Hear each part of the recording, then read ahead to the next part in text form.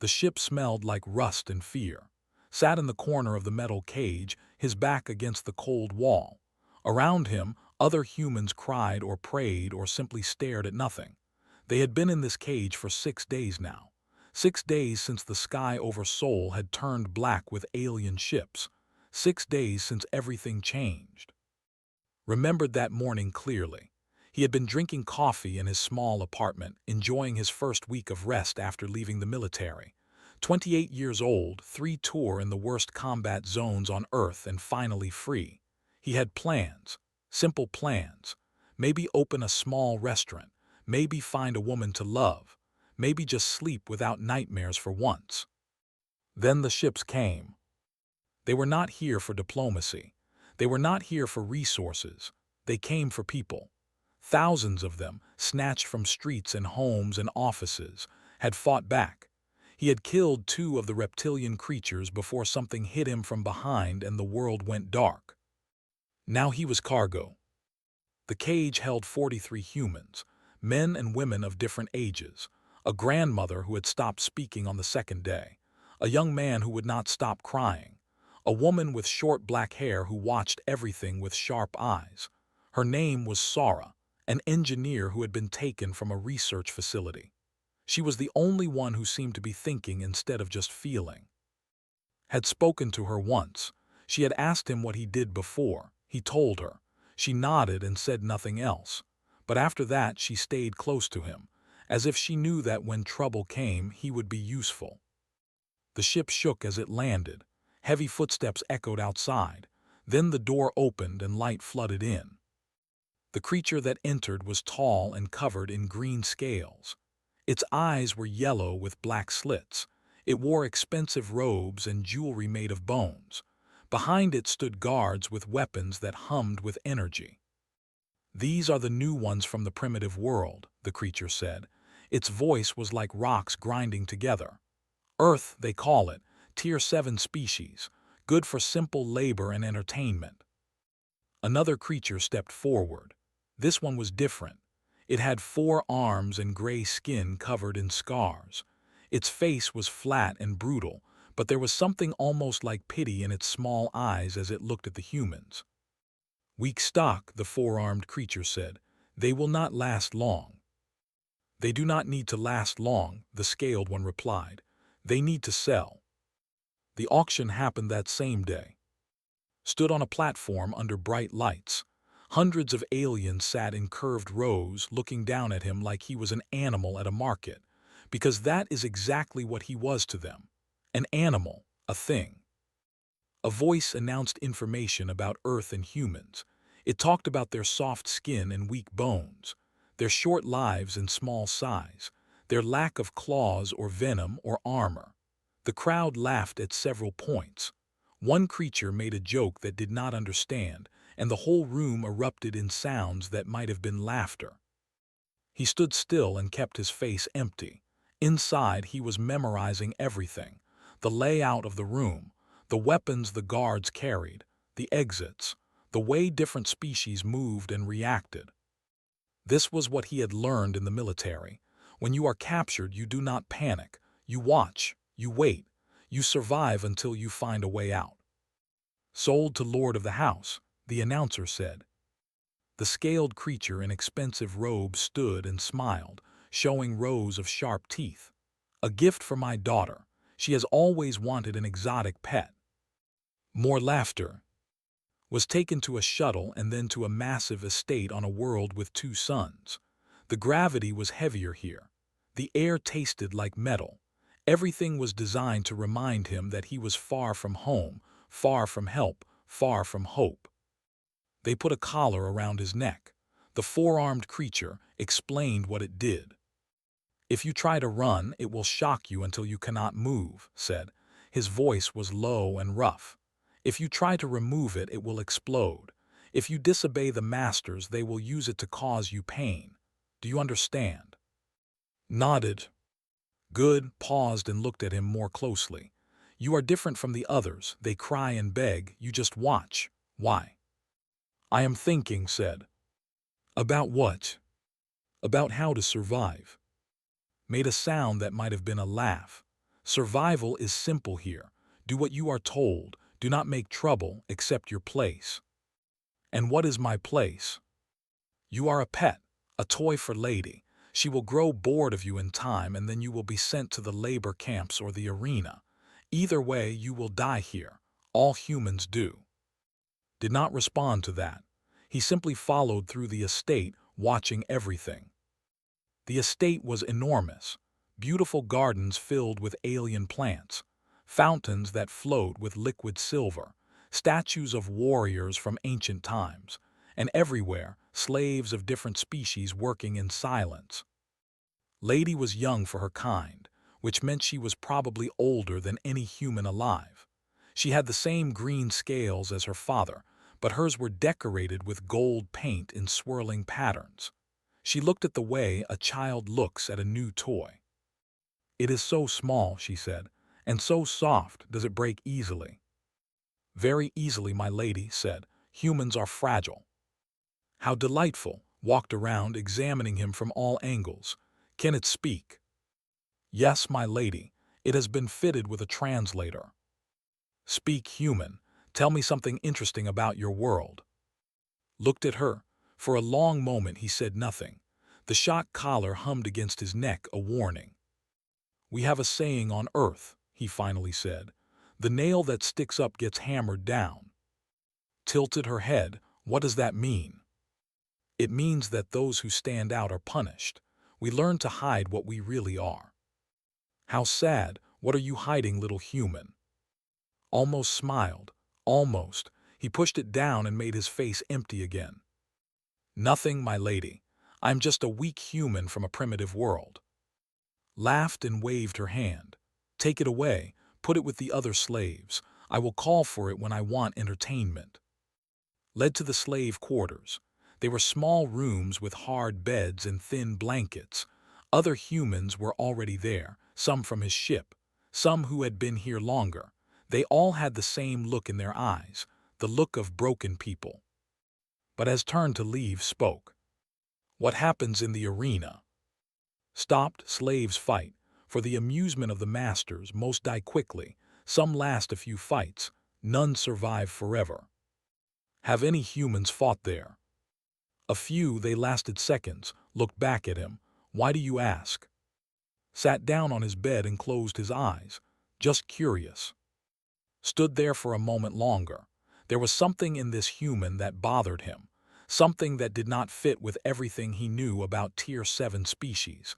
The way the human moved, the way he watched, the complete absence of fear in his eyes. It was not the emptiness of someone who had given up. It was the stillness of something waiting.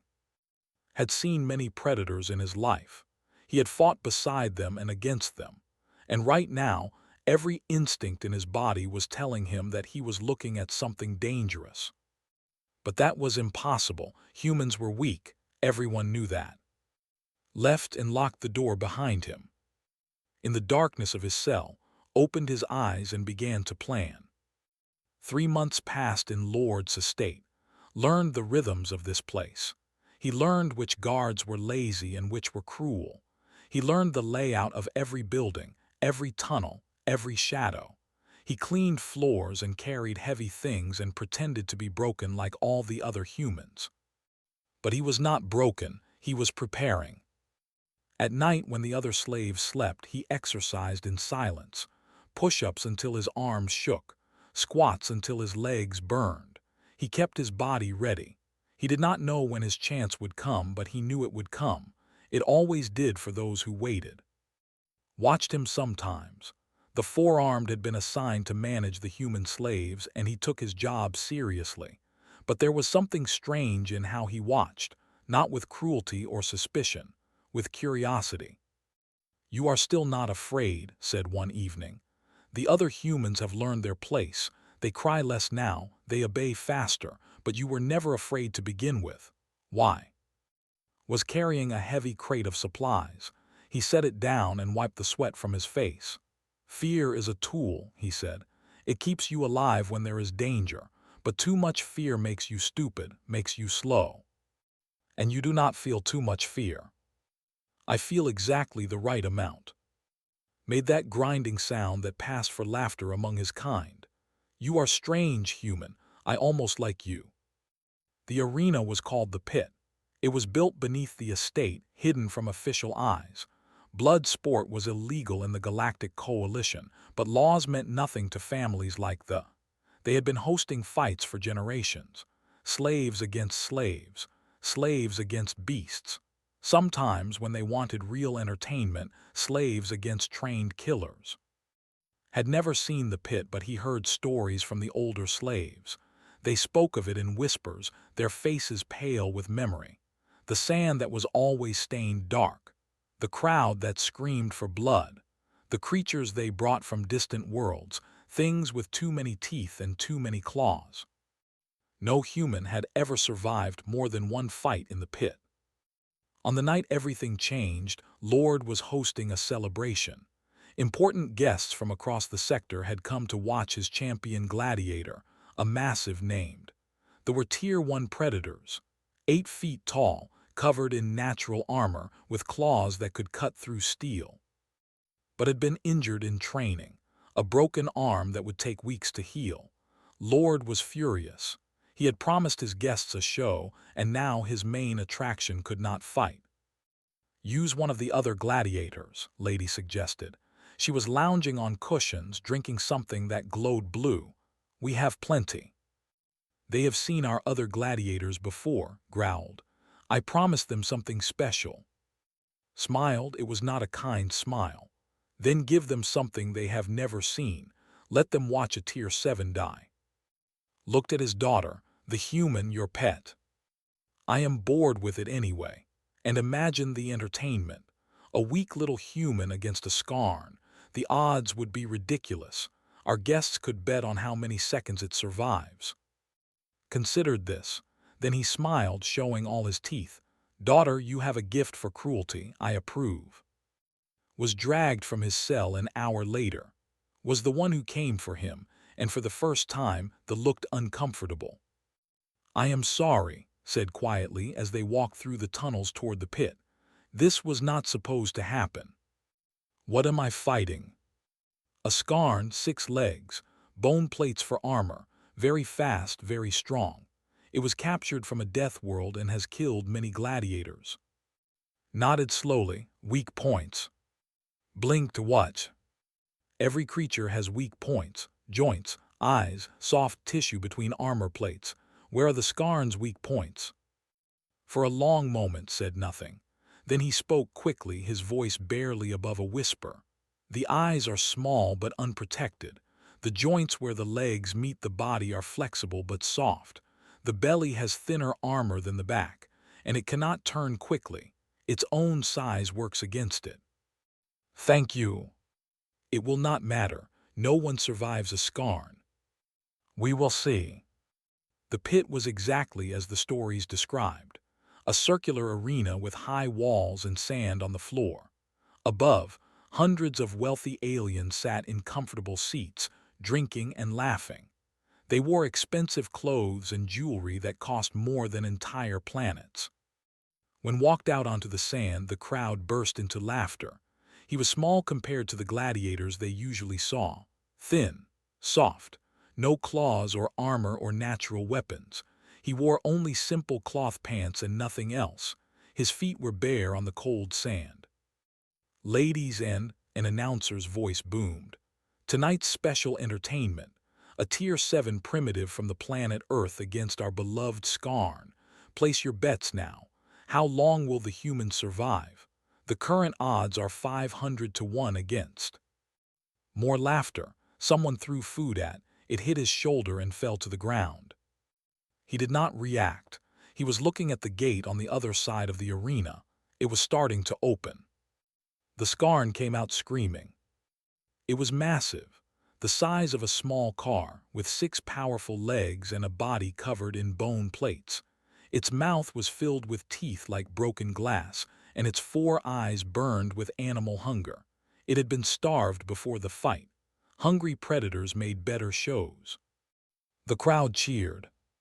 Stood still and watched the creature. It was fast, had said, but it was big, and big things had momentum. They could not stop quickly. They could not turn sharply. The Skarn charged. Waited. The creature was 30 feet away, 20 feet, 10 feet. He could see the muscles in its legs tensing for the kill. He could smell its breath, hot and rotten. At the last possible moment he moved. Not backward, sideways, fast and low, dropping into a roll that took him under the creature's slashing claws. He came up running, circling around to its side. The Skarn tried to turn. Its legs scrambled on the sand. For just a second it was off balance. Grabbed one of the bone plates on its side and pulled himself up onto its back. The crowd went silent. The creature screamed and bucked, trying to throw him off, held on with his legs and wrapped his arms around its neck. He could feel the muscles under its skin, powerful enough to crush him easily, but he was behind its head now. Its claws could not reach him. Its teeth could not bite him. It slammed its body against the arena wall, felt ribs crack. Pain exploded through his chest, white and hot, but he did not let go. On Earth, he had learned something that these aliens did not understand. Humans were not strong. They were not fast. They were not covered in armor. But humans did not give up. It was called persistence hunting. Millions of years ago, before weapons or fire, humans had hunted by simply following their prey until it collapsed from exhaustion.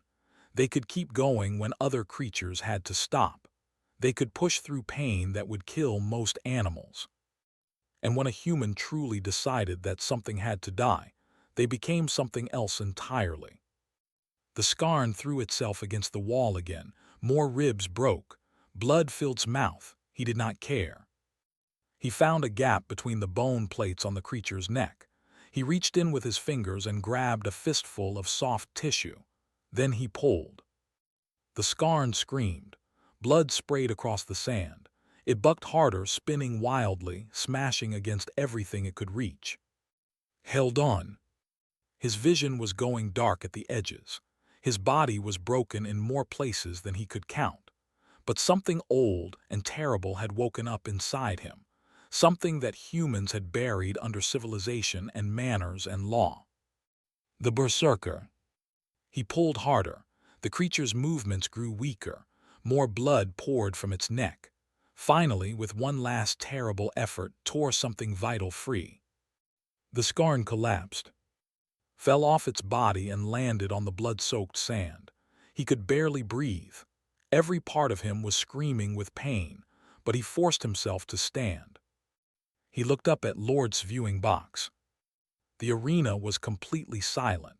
Every alien was staring at him with something he had never seen before in their eyes. Fear. Did not bow. He did not kneel. He just stood there, covered in blood and broken bones, and stared back at them. Finally, someone in the crowd spoke. "What is that thing?" No one had an answer. The video spread across the galaxy like fire. Someone at the arena had recorded the fight. Within hours, it was on every network, every station, every platform where beings gathered to share information. A Tier 7 primitive killing a Skarn with its bare hands. Impossible. Unthinkable. And yet there it was, playing on screens across 1,000 worlds. Scientists demanded answers. Military analysts watched the footage hundreds of times, slowing it down, studying every movement. Political leaders asked questions that no one could answer. How had the coalition made such a terrible mistake in ranking this species? On the research station Pinnacle, a team worked without sleep for 3 days. They pulled every piece of data about humans that existed in coalition records. They studied the footage. They ran simulations. And when they finally presented their findings to the Coalition Council, the room fell into stunned silence. "We were wrong," the lead researcher said. Her name was Doctor, and she had spent 200 years studying predator species. "We looked at humans and saw their weaknesses. Small size, soft skin, no natural weapons, short. We classified them as Tier 7 and moved on." She pulled up images on the central screen. Footage of human athletes running marathons. Soldiers fighting in extreme conditions. Ordinary people lifting cars off trapped children. We missed everything that makes them dangerous. The council members shifted uncomfortably in their seats. First, persistence hunting. Doctor showed footage of ancient humans chasing prey across open plains. Humans evolved to hunt by following prey until it collapsed from exhaustion. They can keep moving when almost any other species would need to rest. They do not overheat. They do not stop. They just keep coming. Many species can run for long periods, one council member said. This is not unusual. True, but that is only the beginning. Pulled up medical data. Humans have a chemical response to extreme stress called adrenaline. When triggered, it increases their strength by up to 60%. It blocks pain. It accelerates reaction time. It allows them to continue fighting through injuries that would disable most species. A temporary boost, nothing more. Perhaps, but here is where it gets interesting. Showed brain scans, chemical analyses, historical records from Earth. Humans have a psychological state that their ancestors called going berserk. In this state, the normal limits on their bodies are removed. Fear disappears. Self-preservation disappears. They feel no pain. They fight not to win but to destroy, regardless of what happens to themselves. The council chamber was very quiet now. The human in the arena entered this state. His body was broken. He should have been unconscious from pain alone. Instead, he kept fighting until the Skarn was dead. This is not unusual among humans. Their history is filled with similar cases. Soldiers fighting with fatal wounds. Ordinary people performing impossible physical feats to protect others. Survivors continuing to function through damage that would kill most species. This is concerning, admitted council leader, but surely it can be controlled. Proper restraints, proper conditioning. There is one more thing, interrupted. The thing that makes humans truly dangerous. She showed images of humans throughout history. Soldiers standing together, families protecting each other, strangers risking their lives for people they had never met. Humans form bonds, deep, powerful, irrational bonds. They call it love or loyalty or friendship. These bonds override their survival instincts. A human will die for someone they care about without hesitation. They will sacrifice everything to protect their pack. Pack, another council member asked. Humans are social predators. Alone, they are weak. Together, they are something else entirely. They coordinate without speaking. They share resources. They remember every wrong done to them and every kindness shown to them. They repay both. Doctor turned off the screen and faced the council directly. We did not capture a Tier 7 species. We captured a species of pack-hunting persistence predators with the ability to override their physical limitations through chemical and psychological means, forming bonds of absolute loyalty with each other and even with other species. She paused to let this sink in. There are currently over 50,000 humans enslaved across Coalition space.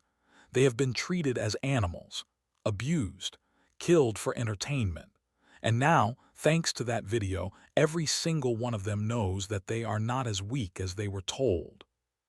Council leader leaned forward. What are you suggesting? I am suggesting that we have made a very serious mistake, and we are about to pay for it.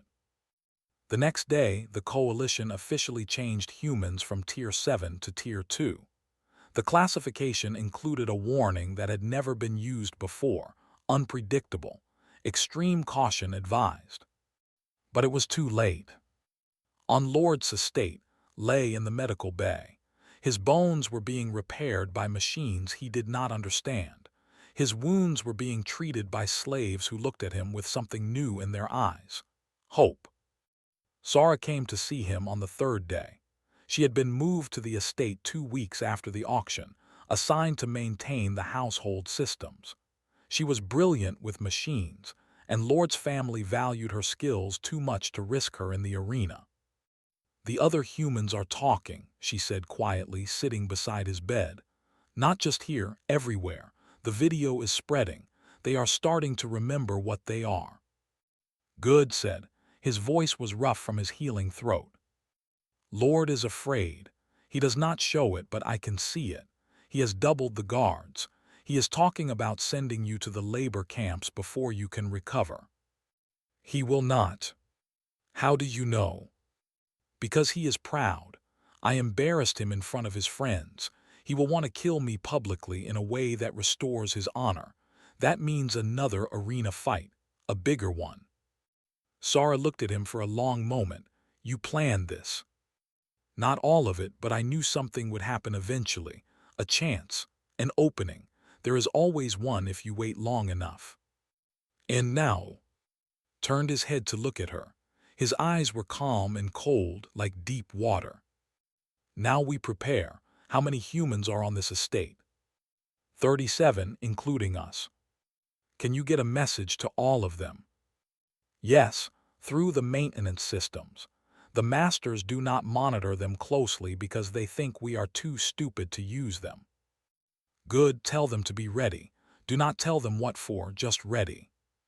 Sara nodded and stood to leave. At the door she paused. The video showed something I had never seen before, she said. When you were fighting that creature at the end, your face changed. You did not look scared or angry or determined. You looked empty, like something else was controlling your body. Was quiet for a moment. On Earth, there were warriors called Berserkers. They could enter a state where fear and pain meant nothing. Some people said they became possessed by spirits. Others said they simply let go of everything that made them human. And which do you believe? Closed his eyes. I believe that humans are animals. Civilized animals, but animals. We have spent thousands of years building walls around our instincts, teaching ourselves to be gentle and kind and reasonable. But the animal is still there under the surface, waiting. And you can let it out. I learned how in the war. It is not pleasant. It is not something I am proud of. But when there is no other choice, when death is certain and the only question is how many enemies you take with you, you can tear down those walls. You can become what our ancestors were. He opened his eyes and looked at her. Predators. Sara left without another word, but saw her expression as she closed the door. She was not afraid of him. She was glad he was on her side. Good, they would need every advantage they could get. Lord announced the execution 3 weeks later. It would be a grand event, the biggest gathering his estate had ever hosted. Every noble family in the sector was invited. The entertainment would be simple and satisfying. The human who had humiliated him would die in the arena, fighting 12 armed gladiators at once. No tricks this time. No lucky escapes. Just a slow, painful death for all to enjoy. I want him to suffer, told his daughter. Make sure the gladiators understand. They are not to kill him quickly. I want him begging for mercy by the end. Smiled her cruel smile. Of course, father. What neither of them knew was that Sara had been busy. In the week since victory, she had mapped every security system on the estate. She had found the control center for the shock collars. She had located weapons hidden in storage rooms and maintenance tunnels, and she had been talking to the other humans. They were ready. 37 humans who had spent months pretending to be broken. 37 humans who had been watching and waiting and planning. 37 humans who had seen the video and remembered what they were. But they needed one more thing. The handler had been changing. Ever since the arena fight, he looked at differently. He brought extra food when no one was watching. He shared information about guard schedules and security weaknesses. When Sara approached him about the plan, he did not refuse. "Why are you helping us?" she asked. Was quiet for a long time. His face was impossible to read. "I have been a slave for 40 years," he finally said. "I have watched thousands of beings die in that arena. I have seen things that would break most minds, but I have never seen anything like what your human did. He is not my human. No, he belongs to himself. That is what is different about him. No matter what they did, they could not make him belong to them. looked at his four hands, opening and closing the fingers. I want to know what that feels like. Then help us. Disable the collars when the time comes. I will. The night before the execution, gathered the humans in the largest slave quarters. They came silently, moving through shadows, avoiding the guards who had grown lazy from years of dealing with broken slaves. 37 faces looked at him in the dim light. Some were scared, some were angry, all were determined. Tomorrow they plan to kill me in the arena, said. His voice was quiet, but it carried. They think this will restore their honor. They think watching me die will prove that humans are weak. He paused and looked at each face in turn. They are wrong. He began to explain the plan. Sara would kill the power to the security systems at a specific moment, would disable the shock collars. Teams of humans would hit specific targets, the weapons storage, the guard barracks, the communication center. Everything had to happen fast. Once the fighting started, there would be no going back. Some of us will die, said. Maybe many of us. I will not lie to you about that, but we have a choice. We can die on our knees begging for mercy that will never come, or we can die on our feet fighting for our freedom. An older man named raised his hand. He had been a factory worker on Earth, taken in the same raid as. 3 months of slavery had turned his hair gray. What happens if we win? Then we take a ship and we leave this place. We find other humans, we free them, and we keep going until there are no more chains. And if we cannot win, if there are too many of them? Smiled, it was not a pleasant smile. Then we make them remember us. We make them understand that humans are not cattle to be bought and sold. We make the cost of enslaving our people so high that they will think twice before ever doing it again. A young woman named Han spoke up. She had been a student before the raid, barely 20 years old. They say humans are weak. They say we are tier 7, the lowest. They were wrong, said. They looked at us and saw small bodies and soft skin. They did not see what is underneath. They did not see the hunters, the survivors, the pack. He reached out and put his hand on the shoulder of the person nearest to him. That person did the same to the next, and the next, until all 37 were connected. Tomorrow, we show them what we really are. The execution was scheduled for midday. The arena was packed with the wealthiest families in the sector. Lord sat in his viewing box, surrounded by his guests, drinking expensive wine and accepting congratulations on his creativity. His daughter lounged beside him, already bored. Was brought out in chains. The crowd cheered. On the other side of the arena, 12 gladiators entered. They were massive creatures from warrior species across the galaxy. Each one carried weapons designed to cause maximum pain. They had been promised bonuses for making the humans' death entertaining. The announcer's voice boomed across the arena.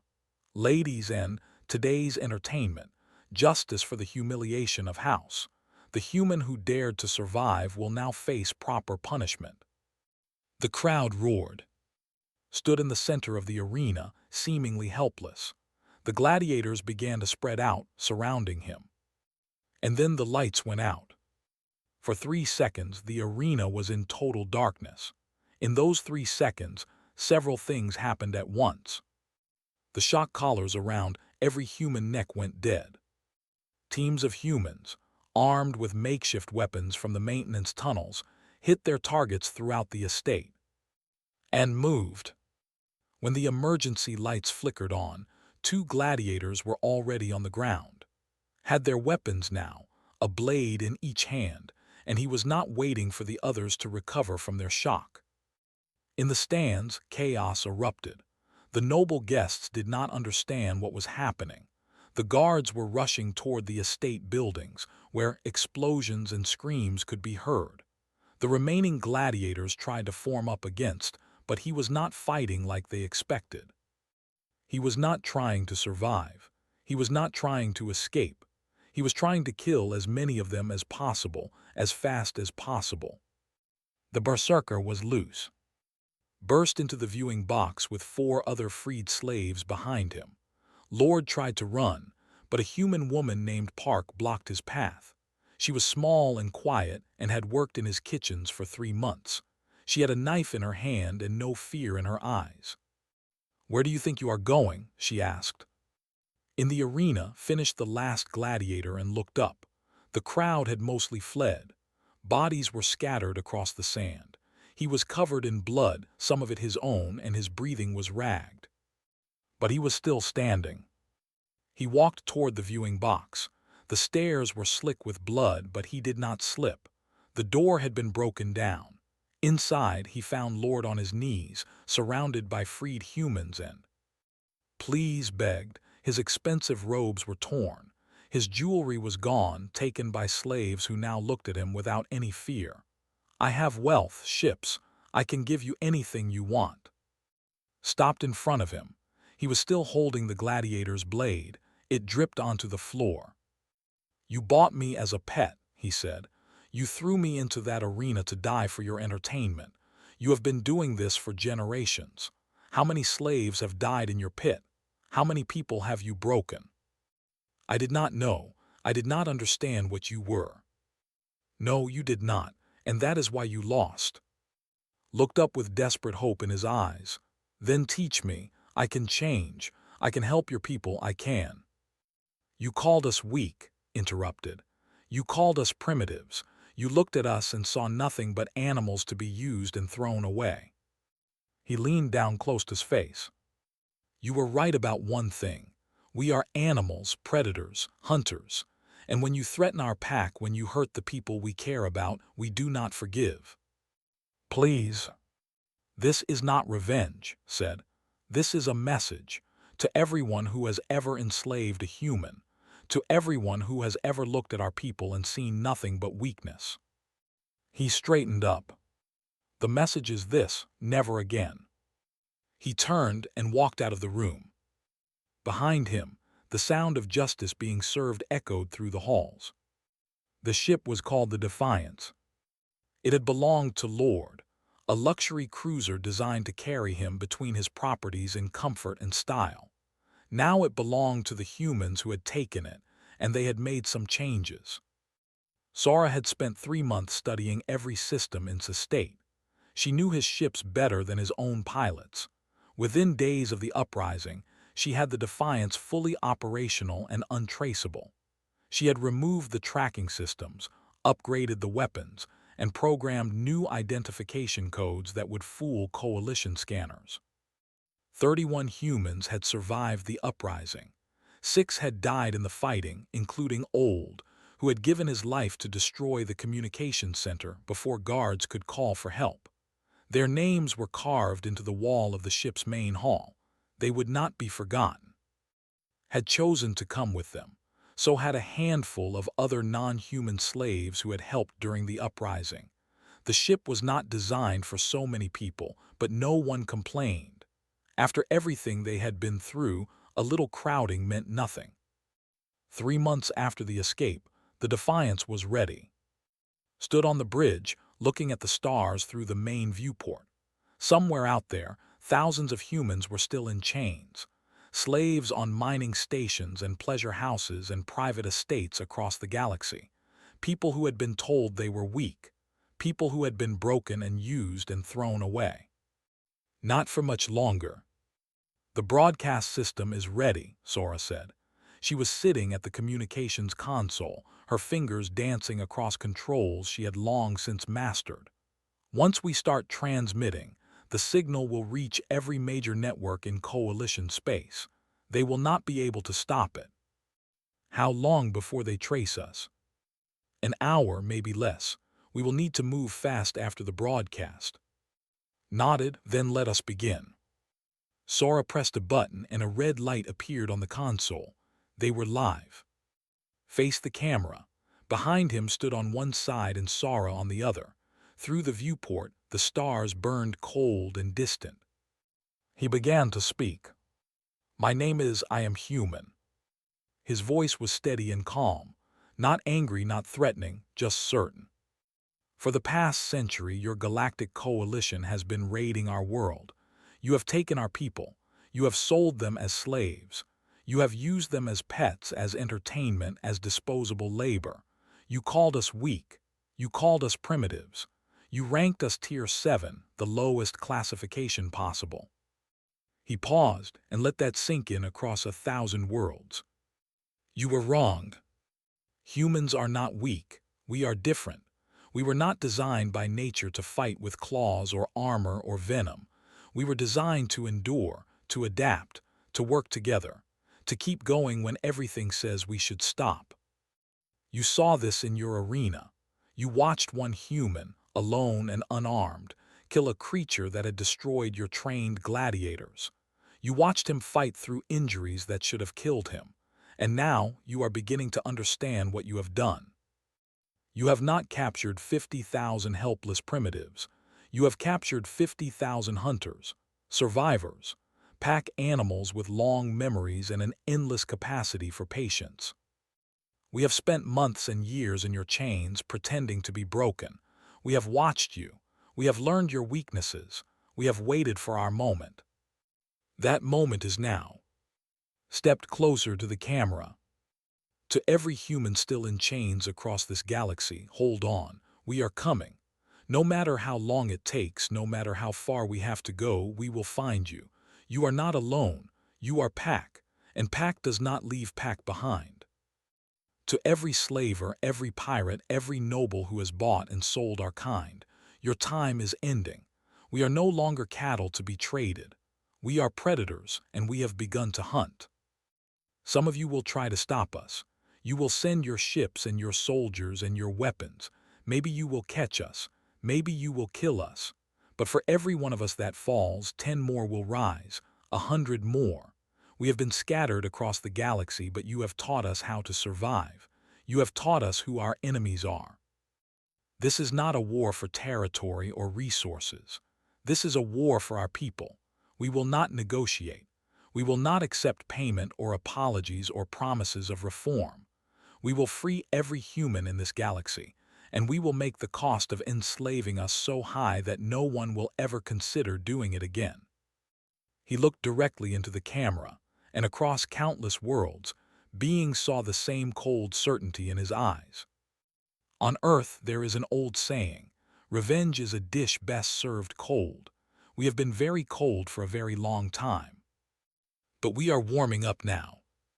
My name is I Am Human, and this is my promise to you. Earth remembers. Sora cut the transmission. For a moment the bridge was silent. Then spoke, that was good, frightening. I am glad I am on your side. Turned away from the camera. The adrenaline was fatting, leaving him tired and hollow. 3 months of planning, of hiding, of preparing for this moment. And now it was done. The message was out. There was no going back. Set course for the Terminus Station, he said. That is where the largest slave market in this sector operates. According to our intelligence, there are over 2,000 humans being held there right now. Sora's fingers were already moving. Course laid in. We can be there in 18 hours. What is the plan? Asked Park. She had proven herself during the uprising and had become one of Sm's most trusted fighters. The station will be heavily defended. We do not need to take the station, said. We just need to free our people. Sora has identified the sections where humans are held. We go in fast, break the locks, and get out before they can organize a response. And if they organize faster than we expect? Looked at her, then we fight, that is what we do. Smiled, it was not a nice smile. Good. As the Defiance jumped to faster-than-light speed, heading toward its next target, walked to the observation deck. The stars stretched into lines of light as the ship accelerated. Sora found him there an hour later. She stood beside him, watching the light show in silence. Do you think it will work? She finally asked. Can we really free all our people? I do not know, admitted. There are only 31 of us and thousands of them. The odds are not good. Then why are you smiling? Looked at her, he was smiling, he realized. A small, tired smile. Because 3 months ago I was alone in a cage, waiting to die. Now I am on a ship full of people who would fight beside me until the end. And somewhere out there, millions of beings just heard that humans are not weak, that we are not victims, that we are coming. He turned back to the stars. That message will spread. Other humans will hear it. Some will escape on their own. Some will rise up like we did. Some will wait for us to come. But all of them will know that they are not alone. It is not about whether we can free everyone ourselves. It is about starting something that cannot be stopped. A fire that will spread until every chain is broken and every slaver understands the cost of what they have done. Sora nodded slowly. Earth remembers. Earth remembers, agreed. Behind them, the crew of the Defiance prepared for battle. Humans who had been slaves, learning to be soldiers, hunters, pack. Ahead of them, a galaxy waited. 50,000 of their people in chains. Thousands of enemies who still thought humans were weak. They were about to learn otherwise. The war for humanity had begun, and it would not end until every single one of them was free. Or until the last human fell fighting for that dream. Either way, the galaxy would never forget them. Either way, Earth would remember.